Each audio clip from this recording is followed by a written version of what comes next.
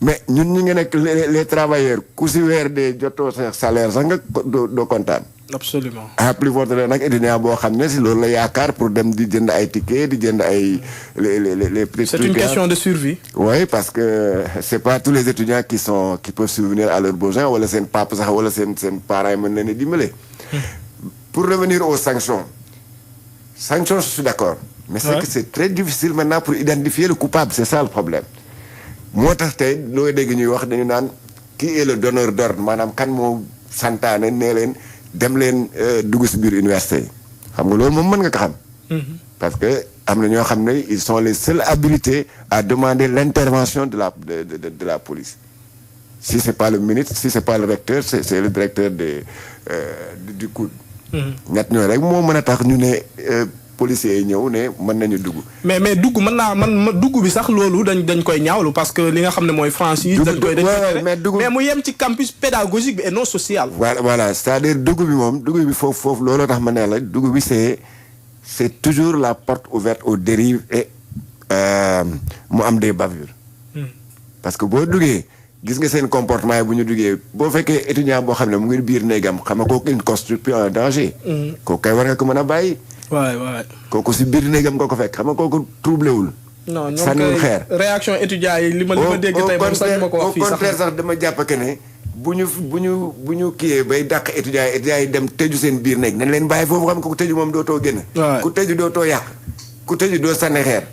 mais nga fekk leen foofu ñu tëju foofu nga leen di sànni ay lacrymogène seen biir néeg yow finalement da nga leen di wax ñëw leen ñu jàkkaarloo parce que da nga leen di invité ñëw leen wàcc leen ñu xeex. et c'est ce qui s'est passé boo gisee ñu dóor lacrymogène si benn chambre au pavillon A. pavillon A c'est le pavillon le plus c'est la Chine populaire foofu donc foofu boo ko troubler rek finalement tu vas troubler toute l'université. boo fa dóoree lacrymogène gis pavillon boobu nu mu mel boo fa dóoree lacrymogène boo yëpp ay génn parce que duñu nangu suffoqué foofu dañu jékki-jékki xam. c'est ça le problème. bon moi encore une fois les policiers il faut mieux les conscientiser xamal leen ne yéen ay seen rakk ngeen di jaamaar lool. te man li ma jaaxal mooy ñoom la majeure partie de ces policiers là mos nañ dugg UCAD.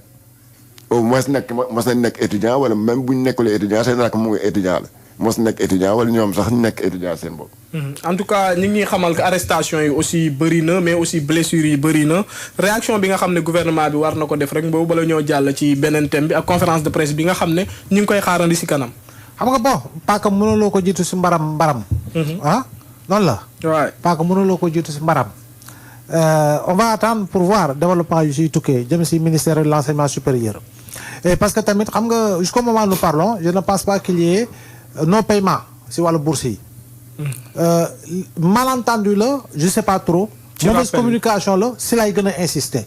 parce que comme je l'ai dit c'est normal. ku inscrire à partir du mois de février. Trump yaa ngi laaj rappelu octobre novembre décembre janvier. est-ce que c'est normal. ministère bi da si war a àddu mu leer. est-ce que à partir du mois d'inscription ngay jëm. février 2026 la jëm février 2027 la 12 mois plein la ministère bi da ko war a leeral mu leer si bopp nit ñi mu leer si bopp sénégalais yi. Trump rappel bi ça concerne qui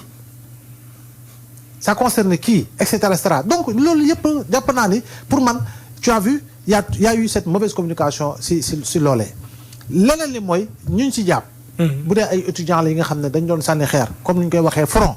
jàpp naa ni dañ leen war a bàyyi carrément. ñu dellu si seen i jàng ak seen ay kër voilà léegi lu si des nag xam nga mënuma see dugg parce que xëy na autorité bi moom l'enquête am na fu mu gën a sore. est-ce que dafa am lu si juux lu dul étudiant peut-être gouvernement dina si andi dara.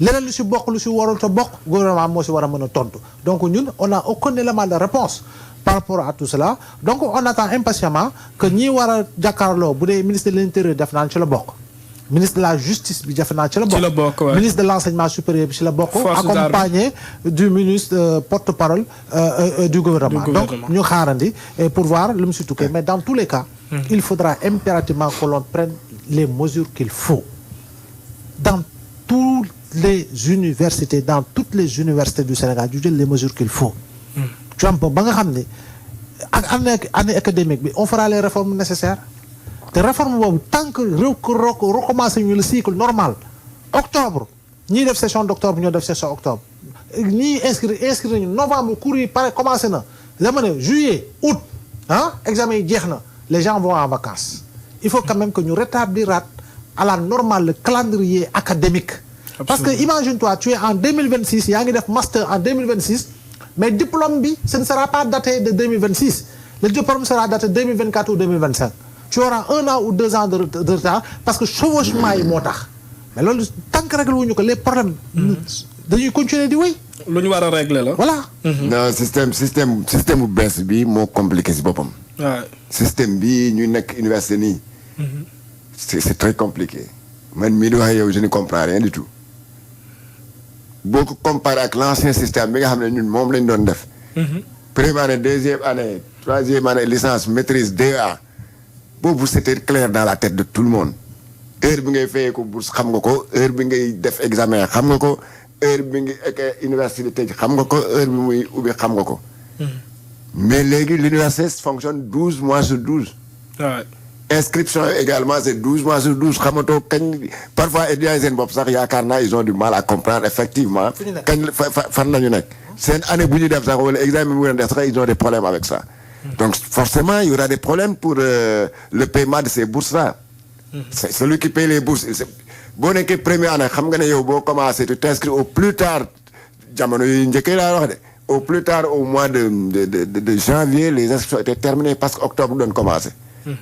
janvier maximum inscrire nga boo inscrire nga defal nu mu tax sax jox la sa bourse le trousseau et tout ça xam nga ñaata nga war a fayeeku mais léegi parfois j'ai même entendu une fois je crois c'est le ministre ou je sais pas le directeur du COUD expliquer ces problèmes de la bourse naka lañ koy attribuer étudiant bi kañ lañ koy war a fay kañ lañ ko war a fay ay comment on appelle ça encore là les rappels et tout ça parce que rappel yooyu ñoo gën a indi problème. mooy problème bi kay. rappel mooy problème c'est-à-dire yow parfois élève bi l'étudiant plutôt il réclame un rappel de 5 mois parce qu'il s'est inscrit peut-être au mois de mars au mois d'avril nee la man tu me dois 5 mois.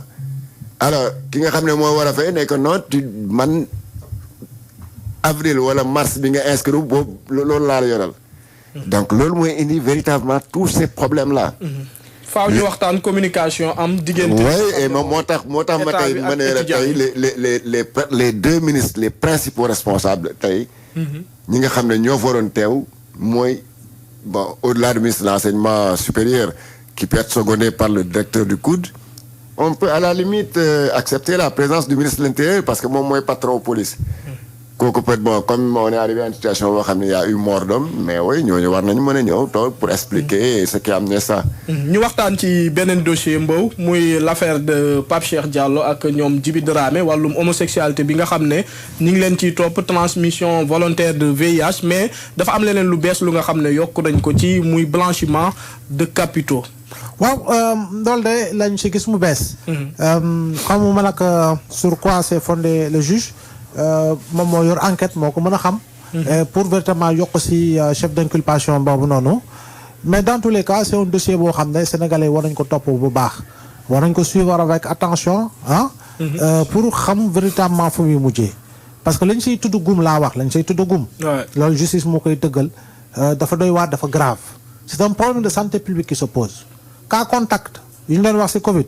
cas communautaire yu ñu doon wax ci Covid. moom lañ amaat. tey nag fii la gën a kaawee. parce que quand même ñi nga xam ne dañuy tëdd ak góor di tëdd ak jigéen. mara day musiba ñaawteef